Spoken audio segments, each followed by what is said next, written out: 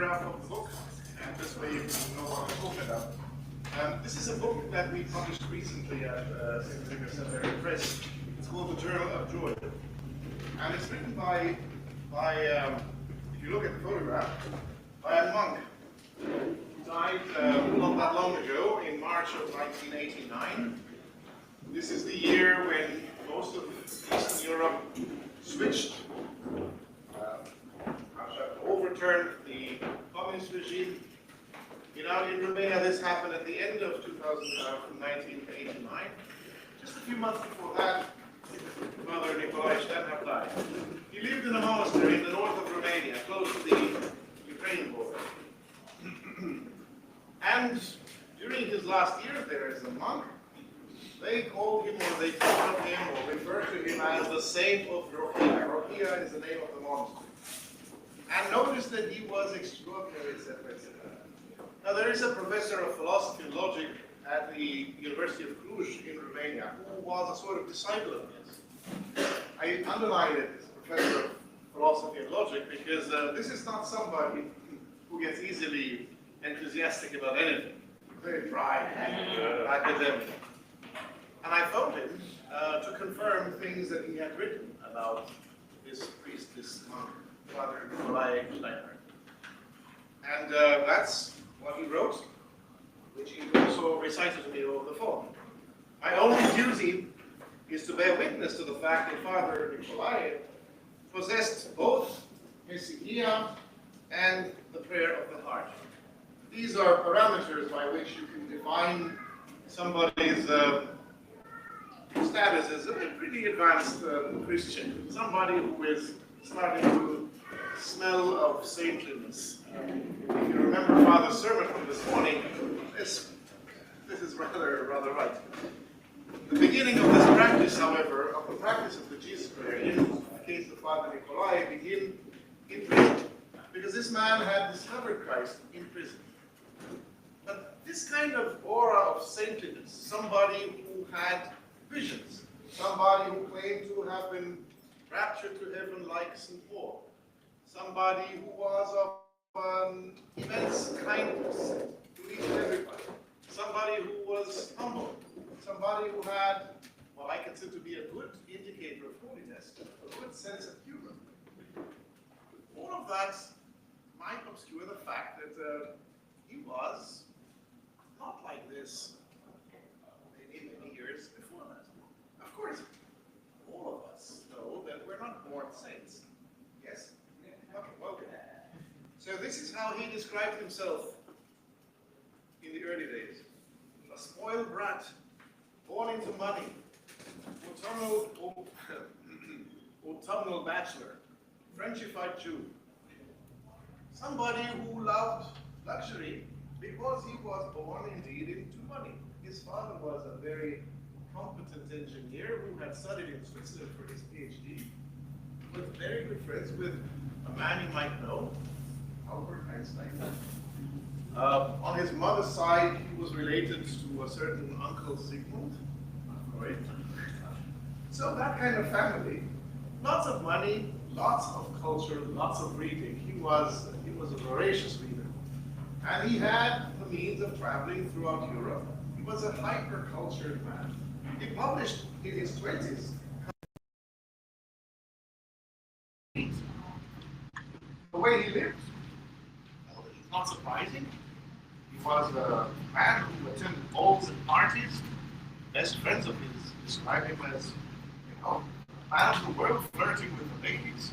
He had many friends in the cultural avant-garde, so some people knew him as gay. And he was, in fact, arrested in 1948. For it, he was judged, found innocent, released, but there was always a suspicion. We don't quite know. At any rate, this kind of person, at some point after the Second World War, as communism started to install itself, was holding before the secret police. And they told him, we have 20-some people in your generation, among your friends, in the same kind of intellectual elite, which are going to be rotting in jail. And we need somebody to confirm what the prosecutor's office says, namely that they are plotting to overthrow the regime. Now, you can imagine how intellectuals are plotting to overthrow a regime. And they're talking among themselves about philosophical ideas, which the government doesn't like. Stupid kind of charges. But they needed the formality of somebody to say what the prosecution said, and they had come together and discussed things. And he was there, of course, in these discussions. But the entire thing was completely untrue. Some of them had not met, some of them were not necessarily close friends, some of them were to discuss other things, and what those who had discussed things had discussed was literature and philosophy. Written indeed by remains who had now chosen to remain in the West, in Paris, mostly. So the entire charge was just a pretext to dispose of this cultural elite. So Steinhardt is called in because he's Jewish. And they think because he's Jewish, he's probably left-leaning, not right-leaning. The right-leaning guys have been more or less associated with the fascist Orthodoxist movement in the 30s and 40s in Romania. So they thought he's pleased, and these are his friends.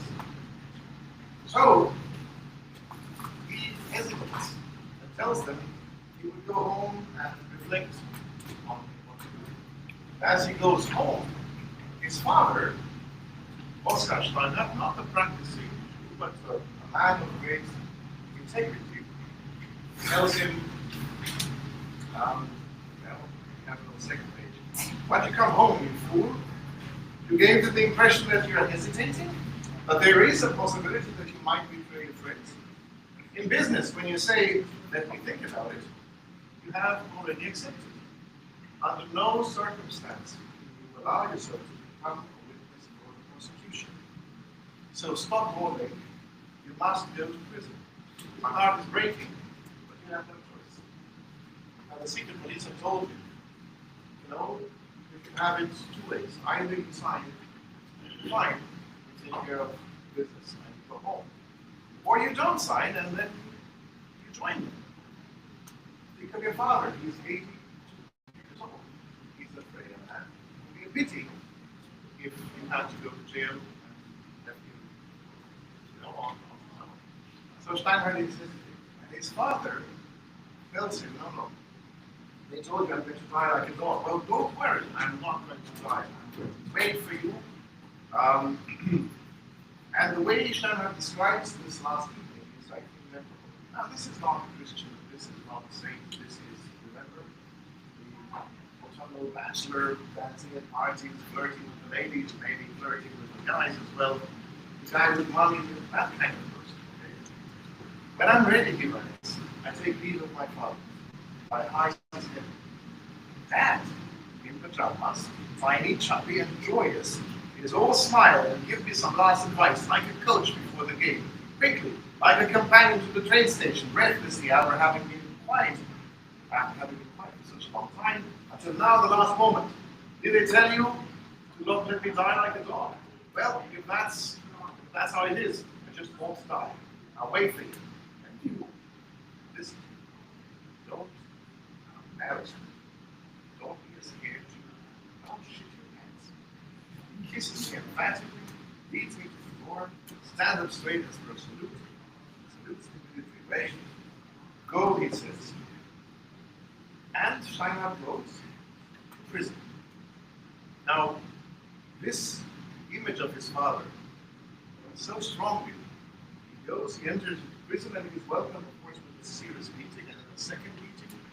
And he's himself, not elderly, but he's in his, whatever old is. But he's rather frail, poor health, and it's very clear to him he won't survive this. After the first meeting, it's very clear. He had been flirting with Christianity, thinking about it. He was very open. He had read the Gospels, he had read a lot of spiritual literature 10 years before his arrest. He had been reading things that you want also to read. Maybe you are already reading things. Things about spirituality, things about doctrine, things about how to live, how to pray, how to fast, all of those things. And he was very, very, very close, but he had never really dared to say. But under those pressures, in that pressure cooker of the prison, he asked to be baptized. And this is what sets in motion his conversion, his spiritual experience, of which the professor I told you about bears witness decades later. And this is also what sets in motion the writing of his journal. It's a fake journal. He's not able to enter anything in prison. But retrospectively, after his release from prison, he writes this massive novel, which you can purchase from the translation of the footnotes. So in prison, he has this experience of being baptized. It's fertile, it's quick, because it's a sort of guerrilla baptism. It's not chrismated because there is it's impossible to have a chrism. But he's told, should he survive, should he be released from prison, he should go and complete baptism with the chrismation. And he writes about baptism. Whoever has christened as a small child has no way of knowing, cannot imagine what baptism means. Above me dawn ever more frequent assaults of joy. One might say that each time the besiegers climb higher and hit with greater relish and precision. So it's true. It's true that baptism is a holy mystery, and that holy mystery does exist. Otherwise, this happiness that surrounds me, fills me, fills me, overcomes me, wouldn't be so unimaginably wonderful. Peace and sweetness in my mouth, in my veins, in my muscles, in a sense of absolute certainty. A mescaline like merging into everything, and a perfect departure